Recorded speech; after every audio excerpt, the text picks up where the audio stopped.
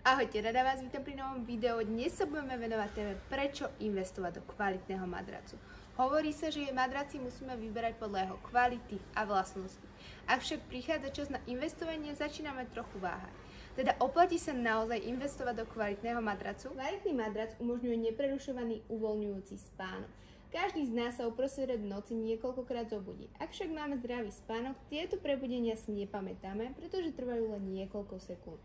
Ak však popri týchto prebudeniach nedokážeme znovu zaspať, náš spánok stráca kvalitu a ráno vstávame unavení a nevyspaní. Častou príčinou nočného budenia je vysoká teplota vzduchu, pri ktorej spíme. V takom prípade odporúčame madrace s termoregulačnou penou Polargel alebo Thermogel.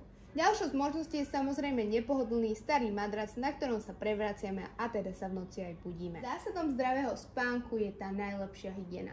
Moderné, vysokokvalitné madrace majú odnímateľné poťahy, ktoré možno prať v práci. Pri výrobe niektorých poťahov sa využíva špeciálna technológia, ktorá napomáha zdravému a hygienickému spánku. Napríklad striebrom ionizovaný poťah Silver účinne redukuje tvorbu baktérií v madraci. Poťah Lyocell, vyrobený z prírodnej drevnej celulózy, spôsobí protialergicky a antibakteriálne, takže je vhodný aj pre alergikov. Kvalitný madrac zaručuje energiu už od skorého rána.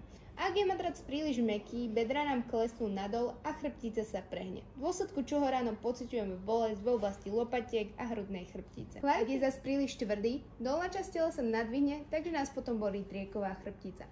V oboch prípadoch teda vstávame unavení a nevyspaní. Avšak vďaka madracu, ktorý sa pružne prispôsobí našej telesnej polohe a teplote, sa budeme vždy plní energie.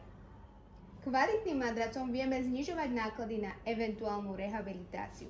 Výdavok na dobrý madrac je investícia, ktorá minimalizuje riziko budúcich výdavkov na liečenie a rehabilitáciu. Za ochorenie chrbtice môže nás sedavý spôsob života a hodiny strávené pri počítači a televízore.